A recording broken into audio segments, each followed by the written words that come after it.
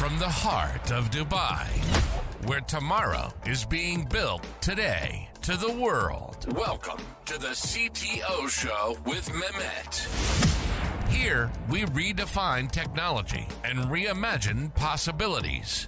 With Mehmet, delve into the riveting realms of AI, cybersecurity, and digital technology. Experience the thrilling highs and lows of startups. Immerse yourself in the spirit of entrepreneurship and witness the future of business innovation being written in real time. Now, without further ado, let's tune in and explore the future.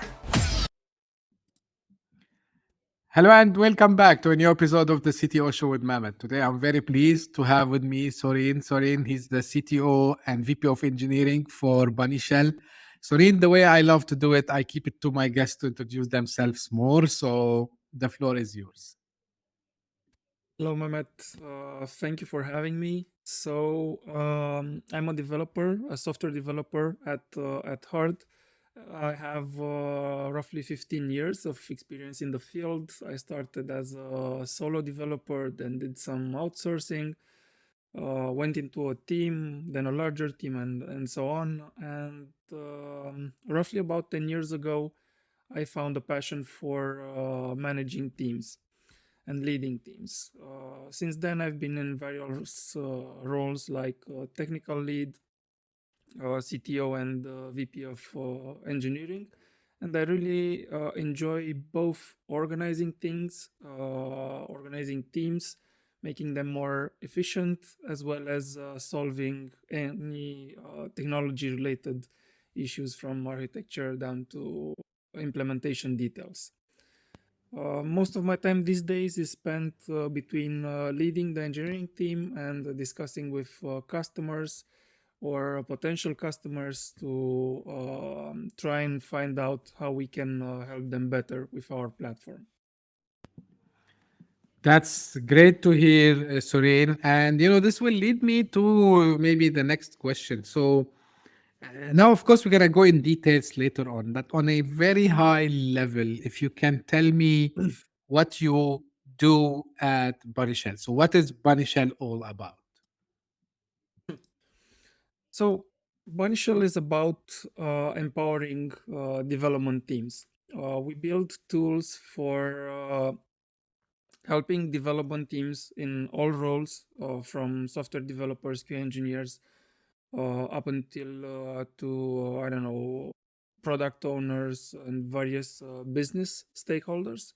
We help them to eliminate bottlenecks when it comes to environment and basically have autonomy and streamline the way they work with this regard. So basically eliminate queues, eliminate standing in line to test a feature or to get feedback from a feature, have all the development flowing as it should.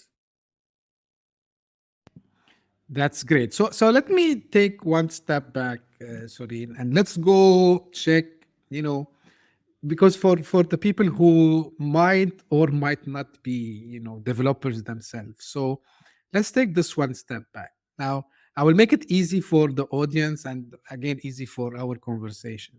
So, when usually when you are developing, of course, and maybe even non-technical people, they know this. So you don't develop on live environment. So like there should be have kind of testing environment.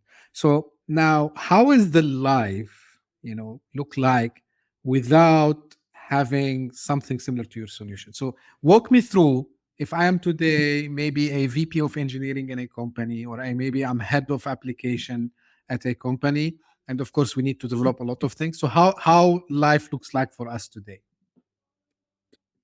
Sure. So obviously it varies depending on the company size and on how much they invest in their own internal tooling. But I would say that an average company with maybe 50 plus developers has, as you said, the production environment. Of course, that's the environment from which actual customers are served from. But they also have development environments, which usually reside on laptops. On each laptop for each developer, they have a stack in which they're able to write and test the code. And then they usually have a number of environments, like one or two or three, which mimic the production environment but are not connected to real systems and are not serving real users, but are used by the development team to test or stage, as they say, the new features before releasing them into production for real users. And this is an issue because you asked how life is. This is an issue because having these one or two or three static fixed environments served us well until some time ago, like a few years back.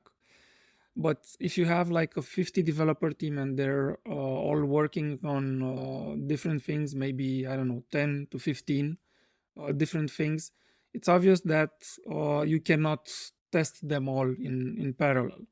And this usually creates queue that needs to be prioritized by a project manager usually.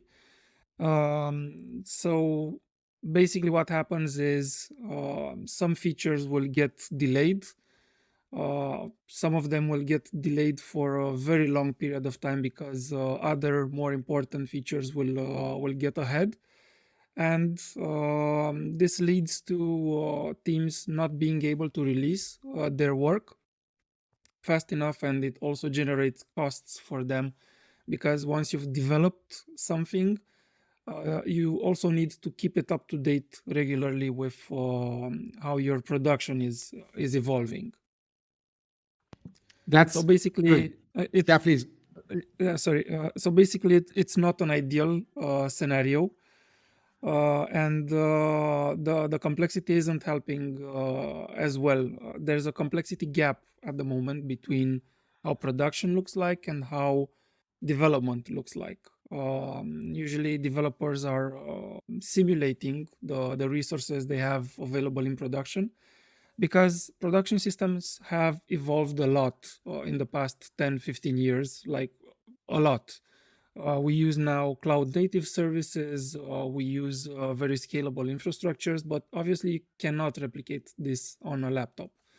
And this leads developers to the need of simulating various services or using shared resources for multiple developers directly in the cloud. And the configuration drifts that arise from this are also costing the teams time for troubleshoot and debug issues. Yeah. So Sorin, like I got it now. And this is I'm trying to relate in my mind because when I used to work, with vendors and I used to interact with the engineering team, which are basically the guys who are developing the software. So I can relate about, okay, if I don't have enough resources, my biggest issue would be how I would make sure that this get priority number one in the queue so I can test it because maybe I have limited resources. And this is where I can see, you at BunnyShell, you came up with this whole idea, which you called it environment as a service. So correct me if I'm wrong, and I want you to explain as much as you want. So basically, what you're doing is that you're telling your customers instead of you having your own, testing, staging, or sometimes they call it UAT as well, environment. So you provide them with this to replicate or to clone the production, and then they start to do the testing they want, and then they can have as much as they want. Am I correct in this understanding? And feel Yes, free, yes, please, to explain it in details to me, like with the workflow. perfect. So yes, you are correct. This is the essence of what we do. we enable our customers to create as many environments as they need, but in an efficient manner. So environments can also be stopped in order to keep costs under control and to be efficient. And a very important aspect is that customers are always in control of their environments and in control of their infrastructure. What BunnyShell provides is an orchestration tool or an automation tool, if you want, for these environments to be created and to be managed afterwards, because creating them is just the first part. You also need to keep them up to date. You also need to be able to see differences between various versions of the environment, including production, because the infrastructure and the environments are constantly evolving in nowadays. So to sum it up, we provide a tool, a platform in which you can define a template or a blueprint for how your environment look like. Think of it as a definition. It's a definition written in code, right? And once you have this template, you are able to create as many replicas as needed. These replicas can be fully isolated from one another, or they can share components.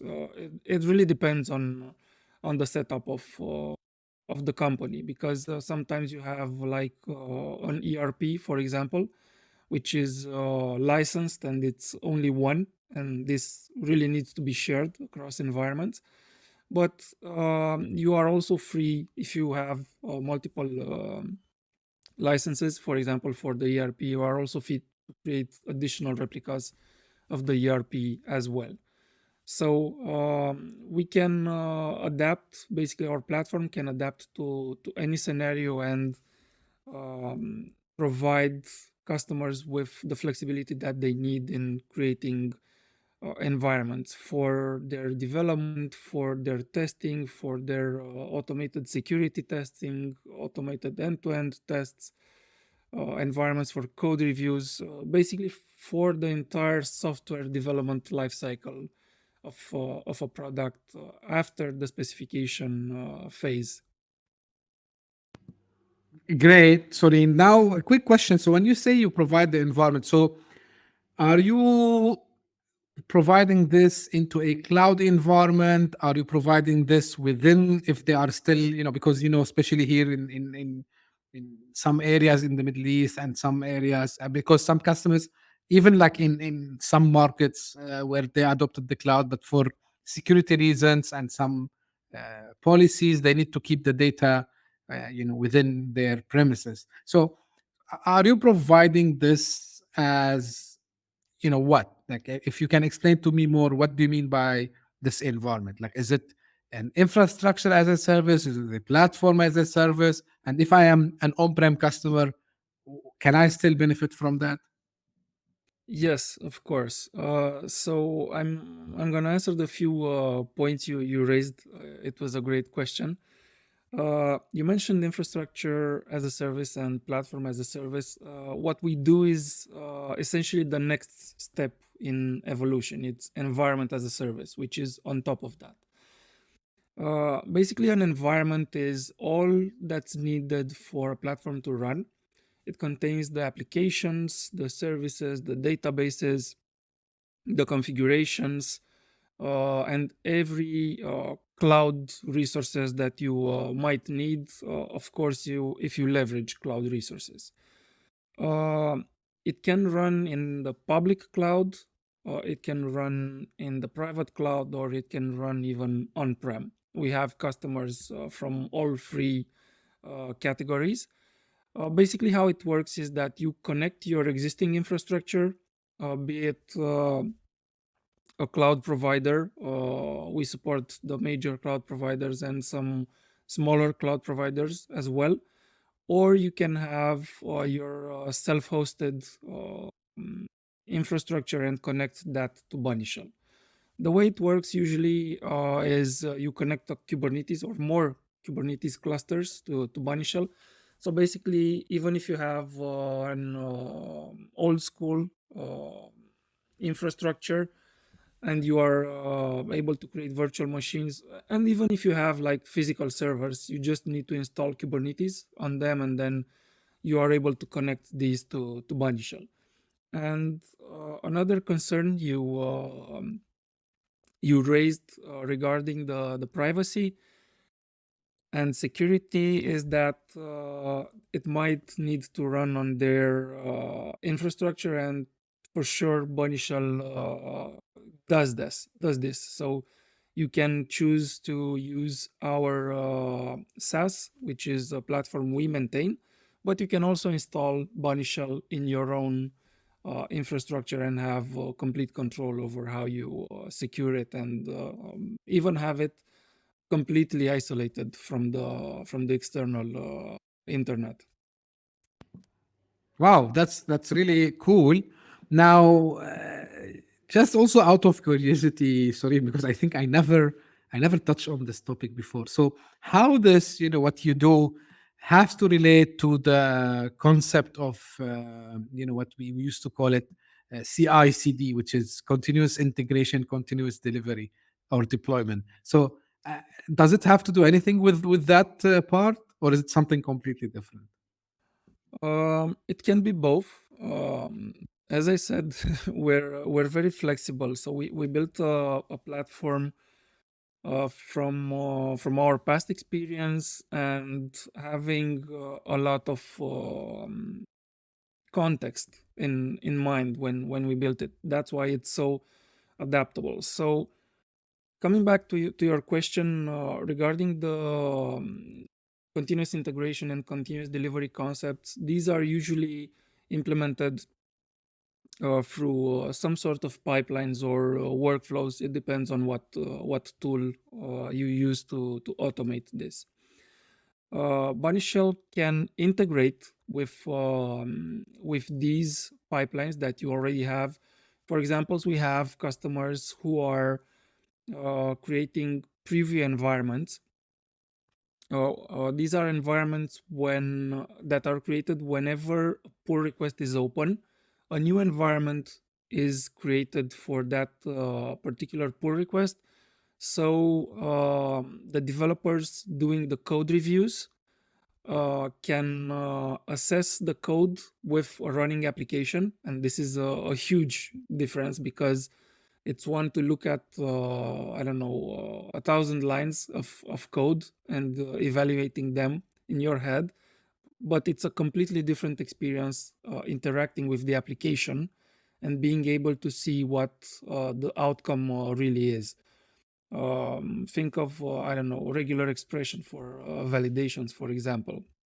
You can test it right there, or think of error handling for a new payment method. You can test with the test cards there and see how the application really behaves in handling errors, for example.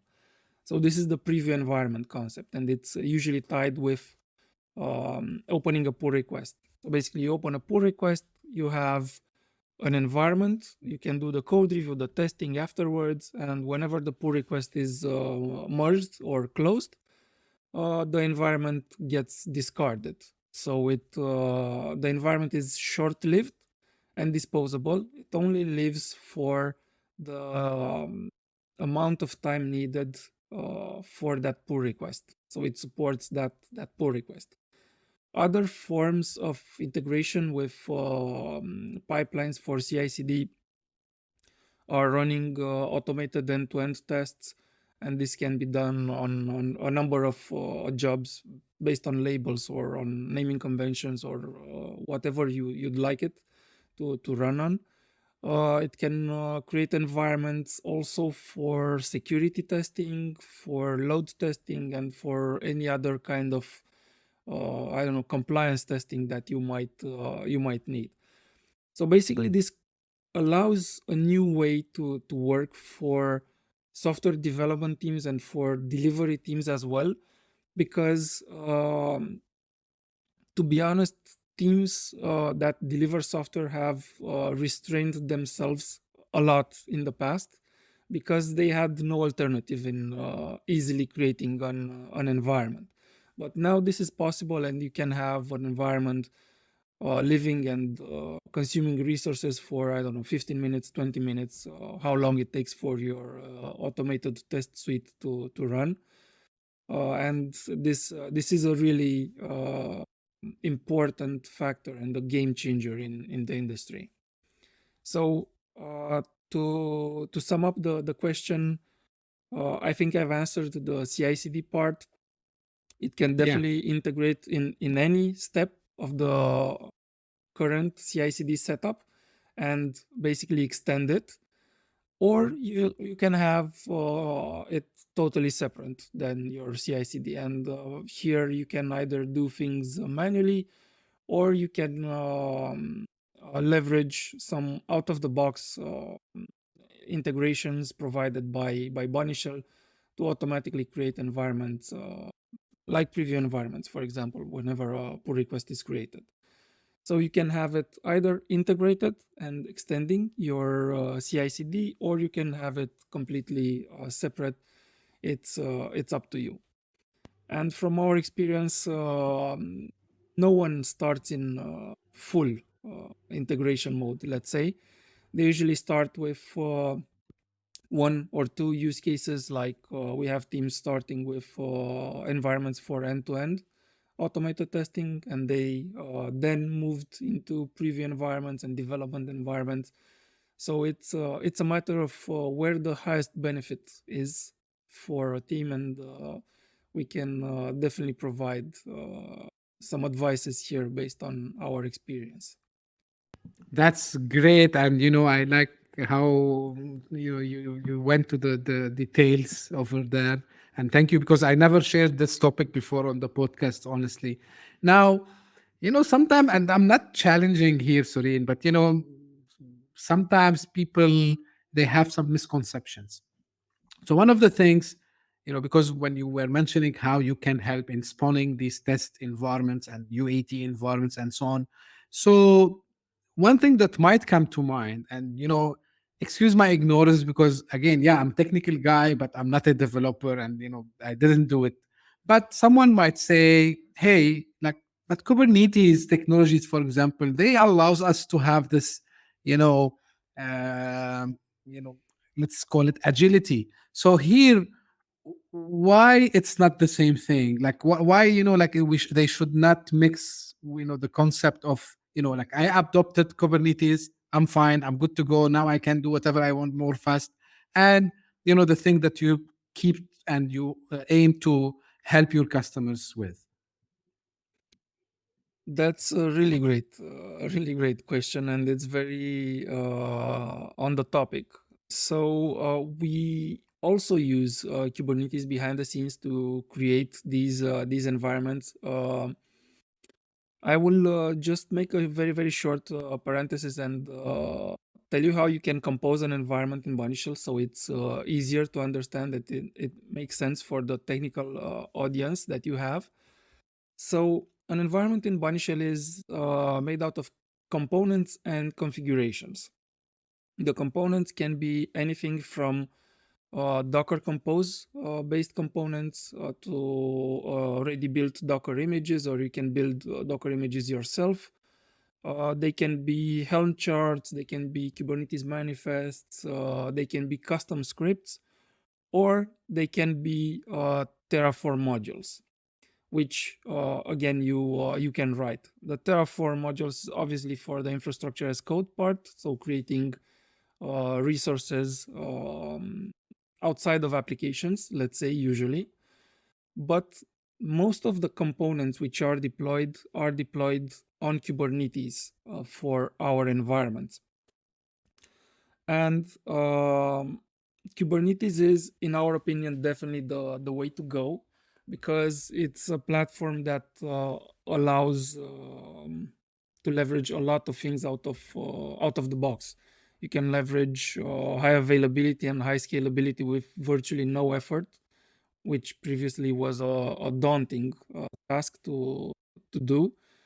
And it also provides a lot of extensibility options. But as Google themselves mentioned, they see Kubernetes as a platform for building platforms because it's very extensible and very configurable.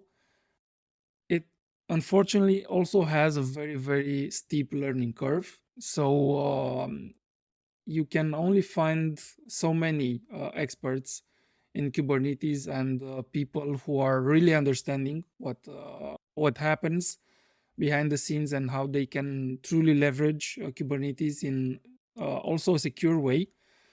So Kubernetes is not really meant for software developers to use directly because it's very complex and it's really not part of software developers' job to learn this. And I will argument this with an article which I recently read. It was also published by Google. It said something like shift down instead of shifting left. So this shifting left concept, we've had it for a number of years. It basically encourages teams to do things as early as they can. So test integration as early as they can, do things like code reviews and peer reviews and security testing more often and more frequently, right? But what this concept of shifting left has brought us is a lot of complexity on the developer's shoulders. So if you also put Kubernetes in their hands and they also need to learn advanced concepts from Kubernetes, they will be they will have a very high cognitive load because they already need to keep up with very rapidly evolving technology landscape. And I mean this in like frameworks that they use, libraries, best practices in terms of software, language construct, and so on. And these all are evolving very rapidly. And if you also put the burden of managing Kubernetes and designing for Kubernetes in their hands, it will be a very, very high bar set there, and you will have difficulties in keeping all the people up to date and also engaged in their work.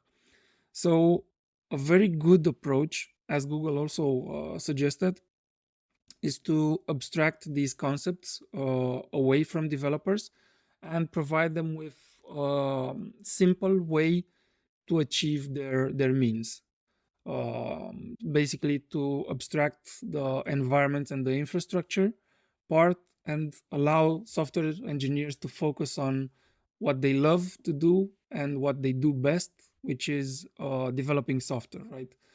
Writing code, writing unit tests, and focusing on the design aspects, the architecture aspects of the application. So this was all the context to answer the question you asked because it was not an easy question to answer without prior context.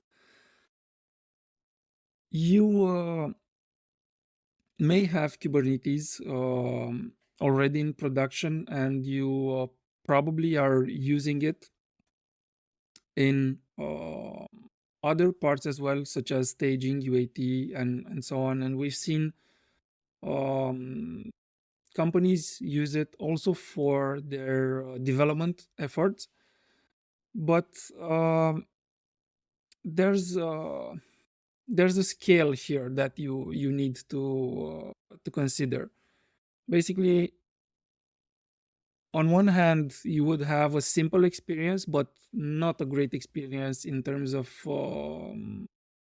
developers, in terms of their experience in troubleshooting, debugging, deploying, and so on. It will be more of a raw experience. Or you could offer a better experience, but then you would have to allocate considerable resources in doing so. And obviously, there are companies who have done this very well, like the very large companies. I'm thinking of Netflix, I don't know, Uber, Slack, and so on. But these are basically tech giants which have tens or even hundreds of people dedicated only to building internal platforms. This is a huge effort in terms of allocating resources for a team. So basically, what we see in terms of an average company, let's say, they usually don't have anything in place for Kubernetes besides production and a couple of testing or staging environments.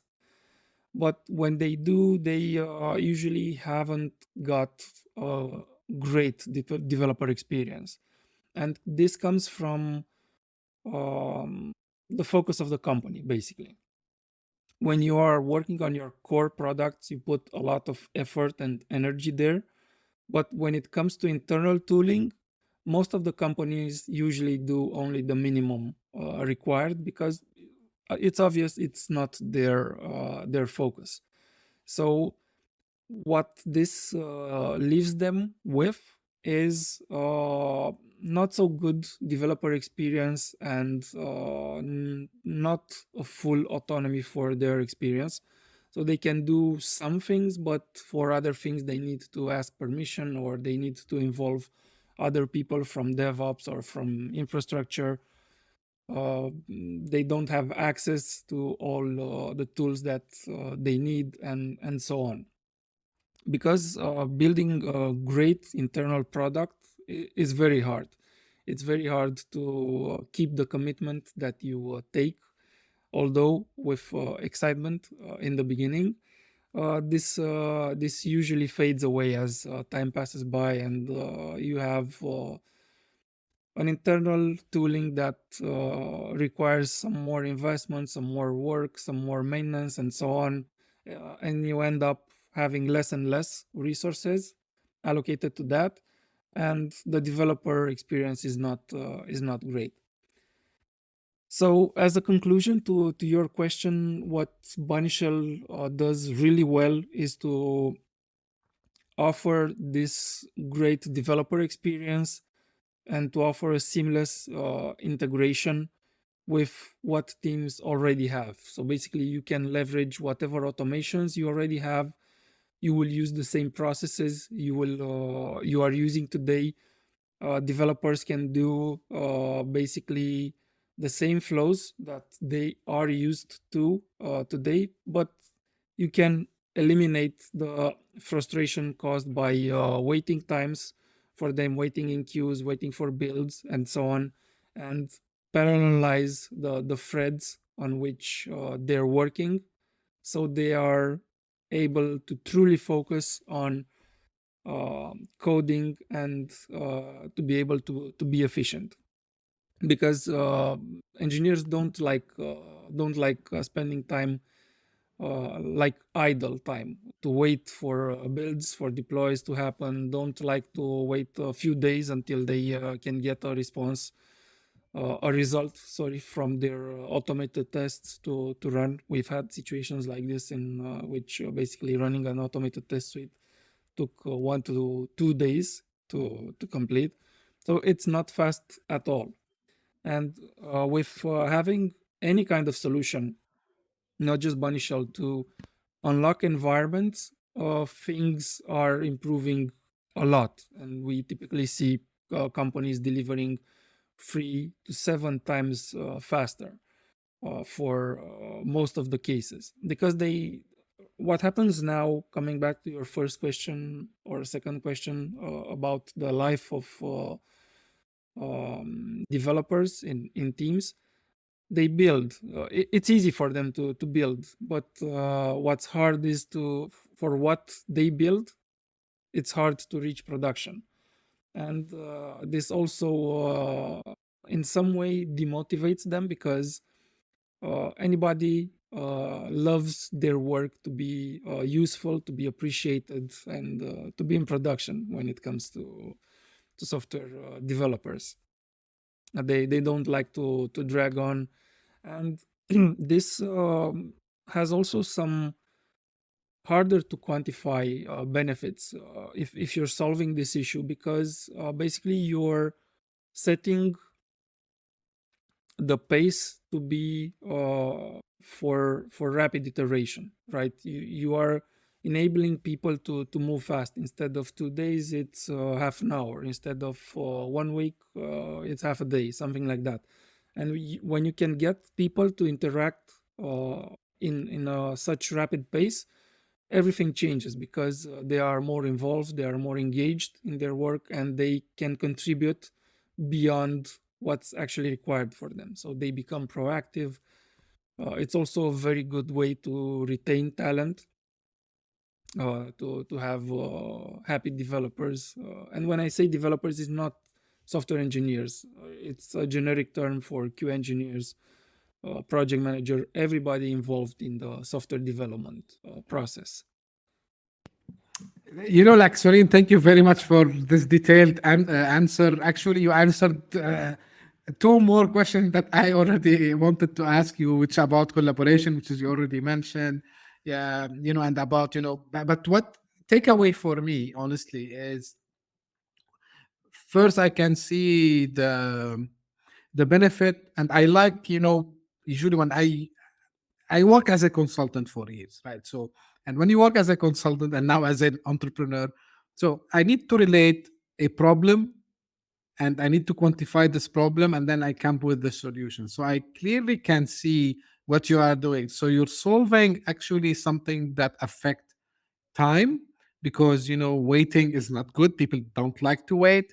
Second, it's cost. Maybe it's not directly seen, but when I'm just throwing it. So if you, for example, a let's say fintech company, or maybe you are in any any tech related field as a startup or even a well established company, so competition is always ahead of you. And now if you don't develop fast, so you have a risk of being left behind. And I think with the AI and everything going around, so now agility is everything. So I love this approach. And of course, like again, and thank you very much, because I asked this question on purpose.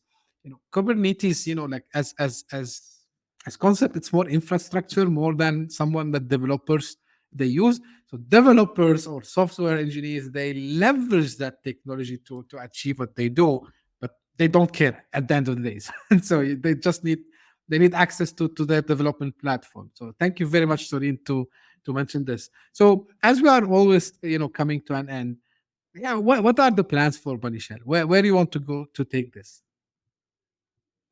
So we envision BunnyShell as a one-stop shop for software development teams, covering all their environment related needs.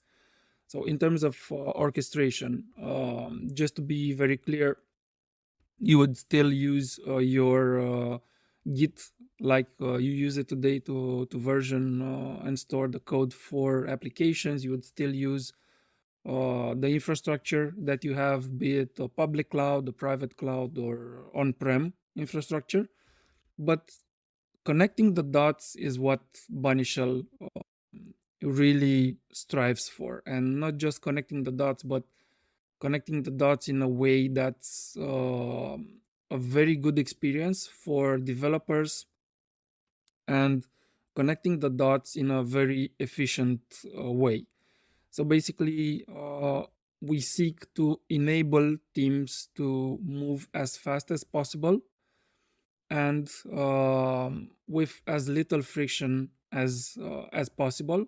But it's up to them how they want to adopt, in which degree, in which way they dictate the steps in which they entry. So our focus is to continuously improve the developer experience, to improve the adaptability of the platform and the flexibility of the platform, to be able to accommodate more and more technologies, so teams can leverage what they already have today, and to be able to integrate within their workflows with minimum to no effort at all. So we're gonna keep on refining the product and to add integrations and to add new features to make it easy for developers to have everything that they need at their fingertips. This is the vision, and also provide. This is something that we also do today, to provide a centralized view for environments, to be able to have order in these environments, because what we see for large companies is that the one thing they know for sure is how much their infrastructure costs as a whole, but they aren't usually able to break this down into not even products level, but very few of them are able to allocate costs and to have complete ownership at the feature level. And this is something that we can help with through our platform. That's great, Sorin, and thank you for sharing this. Uh, we're almost coming to an end. Is there anything that I should have asked you, Sorin? Did I miss any point? I mean, we could talk for a couple of days on the topic. Of course, it's very complex and it's very new topic. Only recently, Gartner has created a category for the development part. It's called Cloud Development Environments. I think it was in September, if I'm not mistaken, when it included the cloud development environments in the hype cycle for emerging technologies. So basically, what they said is that in 5 to 10 years, this will become the norm. So um, companies should act sooner rather than later, respective to what you said about being left behind, because this is coming and we're on a wave now. We see more and more interest from uh, teams of all sizes, from I don't know, 10 developers up to 600 developers, uh, gaining interest in setting up an internal development platform. And this internal part is not necessarily internal. This is what BunnyShell does as well. But they try to leverage automations and to abstract away the complex things related to infrastructure from developers, because it's not that software developers don't care or don't want um, to know the details about the infrastructure. It's about the complexity that it brings, and it just isn't feasible for a person to know it all anymore, to be expert in also their programming language, in their framework, in infrastructure, in Kubernetes as well. It's too much to handle for a person, and only a handful of persons can do this really well. It's not scalable in the end. Yeah, of course. Yeah, like thank you for mentioning this about, because I love to see what the trends are, and good to know that now.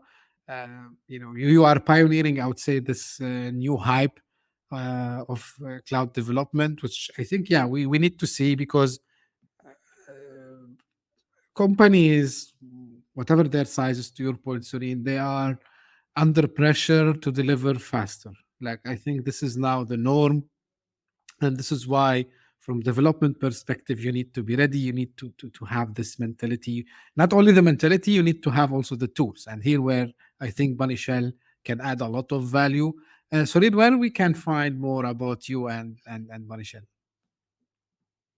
So it's very simple. BunnyShell.com is our website, our main entry point. You can be directed from there to our documentation if you're a technical person and want to find out how things are working or what should you do to have a quick start. It's something that you can browse maybe 10 minutes and have a pretty good understanding on what we do. We have also linked in the documentation a video tutorials series if you prefer video content. So it's very easy to get started, and we're always very eager to hear feedback, whatever it might be, from people, from engineers. This is how we developed our great user experience, the developer experience, and this is how we fine-tune it constantly by talking to people. Yeah, great. I love this approach, Serene, and thank you for mentioning this. Of course, the links will be the link to the website will be in the show note.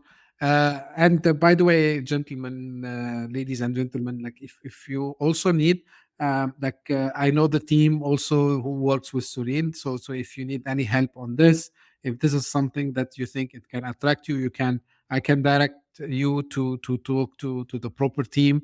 They are doing fantastic job. I've seen doing recently, especially here in the Middle East and Africa region. They're doing a lot of activities. They are very active, and yeah, like I can guide you on this one if you want. And again, Sorin, thank you very much for the time today. I really enjoyed the discussion. Like it's been a while since we didn't touch on such a kind of deep tech topic, which it's very much needed. Very well, it will be very well received, I'm sure. And for the audience, thank you very much for tuning in. If you are the first time here, thank you for passing by. I hope that you enjoyed and you will stay with us. And if you are a loyal audience, again, thank you for all your feedback and your comments. Keep them coming. I really appreciate that. And as usual, if you have something to share, a story, you are a startup yourself, you are a uh, product guy, or you are like someone who have a passionate idea you want to share, whatever you are doing today, feel free. We can arrange for something if you have something to tell the broader audience. So we talk about tech, we talk about startups, we talk about entrepreneurship on the show. So it's very open for everyone. And thank you again for tuning in. We'll see you very soon. Thank you. Bye-bye. Hit that subscribe button, share the show with your tech-savvy friends and fellow entrepreneurs, and leave us a review on your favorite podcast app. Your support means the world to us.